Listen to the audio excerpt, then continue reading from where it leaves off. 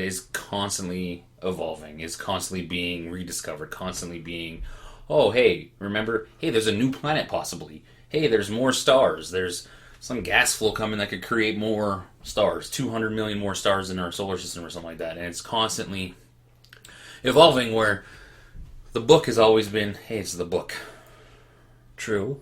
You know what I mean? And that's my sticking point, is that then there's been no, to me, there's no hard evidence. There's nothing that I see to corroborate the book. Whereas there's more evidence towards and of course people can say, well, the dating of fossils and rocks is in question, and the reading of the rings is in question. Yep. But there's just more solid foundation for the one than there is the other, to me. Okay. I kind of see Ken Ham's point is like, history is open to interpretation based on what we observe. And yes, a lot of what we observe today, they try to apply to what happened back in history. But one of the things I find is whenever we try to apply our senses of how things work nowadays, like we have running water, right? How can we fathom back in medieval times when they didn't have running water? Right? We can imagine, but we can't actually put ourselves 100% into their shoes of how things would have worked. We can only infer based on how we think. See things, yeah. Things. So, see things, think things. It's as much as about how we think as anything else. Because think about how feminism is today compared to 10 years ago, right? It's a lot different, yeah. You know, it's how everything is perceived everything changes, yeah. Exactly. And what he's stating is that the Bible doesn't change. It's constant. Whereas science does change because we find new methods, and we find new ways, and we observe new things that we didn't know before, and we go, oh, this is a correction to what we're.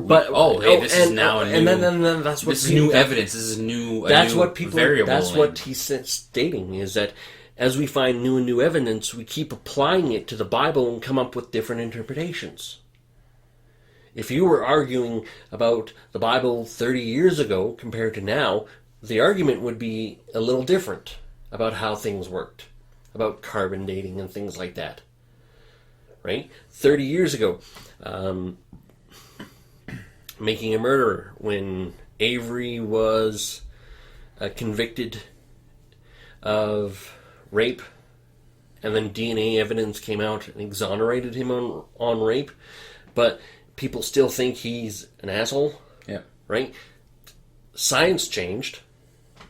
Thinking has changed along with science, but some people's thinking hasn't. Yeah. So that's the way we're looking at the Bible now, is science changed. We look at the Bible, it's changed, but some people still think the same way. But the Bible hasn't changed. But that's the point. It's constant. So there's a constant... But can something with such a big history be a constant? Like, you know what I mean? We can have ever changing, and it's fluid. Right? It's very fluid. We have a different understanding of how things are interpreted compared to back in medieval times. Like when they were translating from Greek, because Greek and Hebrew are the two languages that the Bible is translated from.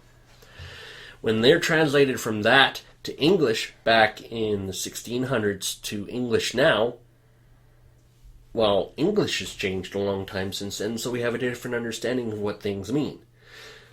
But we interpret things different because of how we understand them. But even though the Bible's main teachings are still what they're supposed to be. But the science teachings are still... Science has changed. It's evolved. It's become better because we have better technology. Exactly. And I'm not arguing that.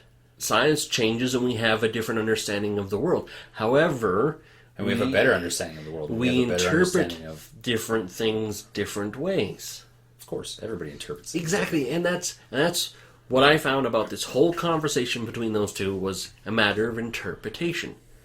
Okay, Ken Ham was stating that we should teach creationism in school because of interpretation. We don't want to. He doesn't want to state that everything is this amount of X amount of years old because science could change, and then we'd have to change again because I'm getting confused. Even though we think carbon dating is 100% accurate, if we come up with a new test in like 30 years and we find out that everything we've done now is wrong, then we'll admit it. but we'll be dead. Well, what do you mean? Well, we won't be dead. Well, we will be. But we'll still have, like, humans. They won't go back in time, or they won't go back and go, oh yeah, we're going to apologize for all that. Scientists will generally just move on. Yeah. And Ken Ham is stating, if we're consistent, we can teach a little bit better.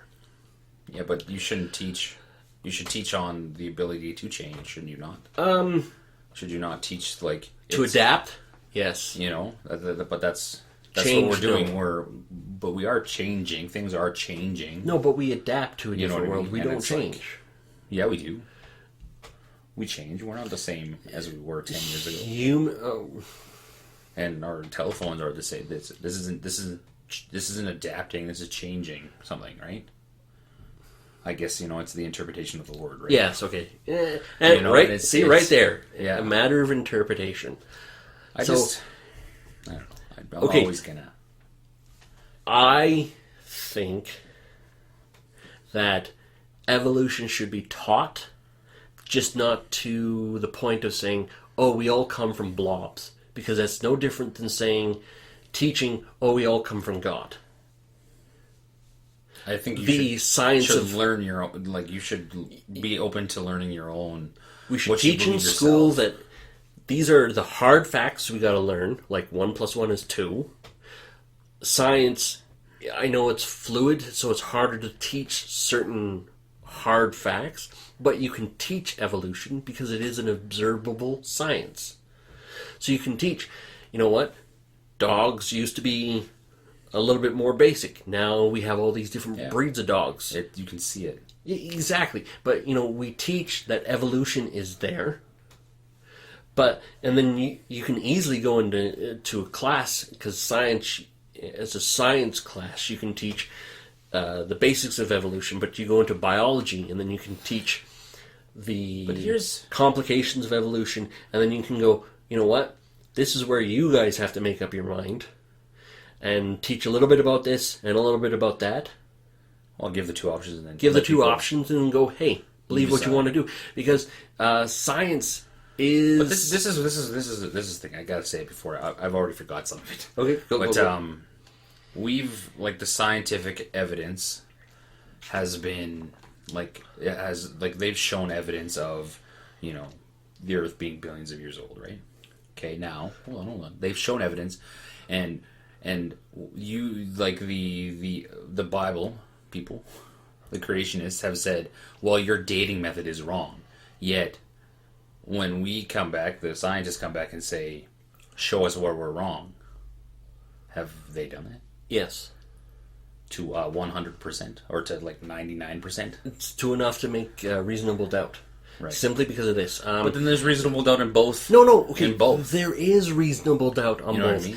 Okay. So I don't want my kid going to a public school learning about God is the holy end all be all. I don't want that. I agree. I do not want religion that. Should be taught at home. Yes, it should not be taught in schools. And if you're Catholic school, that's your choice. You choose to do that. That's you're a choice. Yeah. But if it's a public school, then it shouldn't be taught as God is the Almighty. God is this. True, I agree. I'm not arguing that. Okay, back to the Earth. Earth has been dated by using material outside of Earth. Yeah, but that's to say our solar system, right? Okay. And our solar system was created at the same time as the Earth. Was it not? In the Big Bang, right? Which they said there was evidence of a possible Big Bang from some hissing sounds they heard and of showing that the And Earth... again, that is something that's really open to interpretation, right? White noise in the universe. Oh, does that mean there was a bang? Not the necessarily. possibility of one, and there's... But if it was if a bang, when you have an explosion, it creates a sound wave. So you would only be able to hear that bang for a little bit of time. Yeah, but if it's 4 billion years old, how We do we would know? never have heard it. How do we know if it might like light? We were seeing old light. We're seeing stars that are dead. Exactly. We could be seeing stars that are dead, but they're alive when we see them. Yes. Yeah. Again, I think that's an interpretation thing. Earth has been dated by rocks outside of the planet, and they... Oh, here. I got one. Earth samples cannot be used because of the mixing and unmixing of samples of plate tectonics, weathering, hydrothermic circulation. All of these processes may adversely affect isotopic dating mechanisms because a sample cannot always be assumed to have remained in a closed system, by which it means that either the parent or daughter nuclide or an intermediate daughter nuclide may have been partially removed from the sample, which would skew the resulting isotopic data. This states right there that carbon dating stuff, But that's like saying... is a difficult process to do because we don't know what has possibly interfered with the items. But that's like saying the Bible was interpreted wrong. It's exactly the same thing. The interpretation of the Bible could have been misinterpreted somewhere along the lines, right? But you know what I mean? But that's why the Bible is always interpreted from original text. But what if it was interpreted wrong? What if it's interpreted wrong each time? It's exactly the same thing, though. No, okay, you're right. There's always a possibility of that. Always but that's exactly science, that, though. But that's exactly for both science and religion. That the whole statement there is exactly that. Yes, exactly. There is a possibility that this is not there. Well, there's a possibility that you missed out a word. One word could change the whole meaning of a book. Very true. Right? But again, it comes down to... This is why scientists repeat experiments. They do things over and over again to get the same results, and if they can't get the same results, the original experiment was skewed. Yeah. So... have they not done the same experiment on the Earth, dating the Earth over and over and over and over and over? They have, and they get different results. You know what I mean? But do they not get it within a certain... There's a certain... No, there was an experiment on a volcano that they actually did, and the blind samples were sent to a laboratory. Oh, and one came back as 45,000 years old, and one came back as millions or something like that. The same wood or something? Is that the one? No, not the wood one. This has nothing to do with the debate. The debate. It was actually an experiment done, a blind experiment to see whether or not a company could actually get the right dates, and they didn't. They got 3 different dates. Right. From the same rock material. Right. But then, okay, so then there is the possibility that something there is wrong. No, but there's a possibility that one word... they reran the test, and, okay, yes, you can... How many words in the Bible? Thousands upon thousands upon thousands? If there's one word in there that could completely change history, and it was misinterpreted, right? Is that not the same thing? It's true. Is that not the same thing? And again, my argument is that when they do translations, they always use the original text. They always go back to the original copy. Who has the original copy? Various church groups. Various? Yes. There's more than one original copy? Yeah, well, because they have found multiple copies of the same text. And then they compare them to each other to make sure they match. And then they match, and then you can actually go, okay, you know what? We know this is right. In school, we played telephone, right? You know that game, Bill right? Nye brings up that one. So when we're sitting in a circle and we start with the dog ran fast, and it gets back to you of the monkey is a hippo. Mm-hmm. So if it doesn't matter if you continually go back to the same one, it could still happen, right? It could still be misinterpreted somewhere. There's still something there that could be missing. Right, as science too. Again, there could be something that's not there. There could be something that's not there. You can compare side to side. When theologians debate meaning of a text of the Bible. They all get together. They all have an understanding of what the words mean, and they all debate about whether or not this means this and this means that and that means that, and they all come to a consensus. Scientists do the same thing. Scientists do the same thing. They all what is that? Collaborate. They're all each other's works. It's peer. Exactly. Peer But they also get together and go, you know what? We've noticed some inconsistencies. So maybe if we come to a middle ground about this is what we're going to use until something else comes along.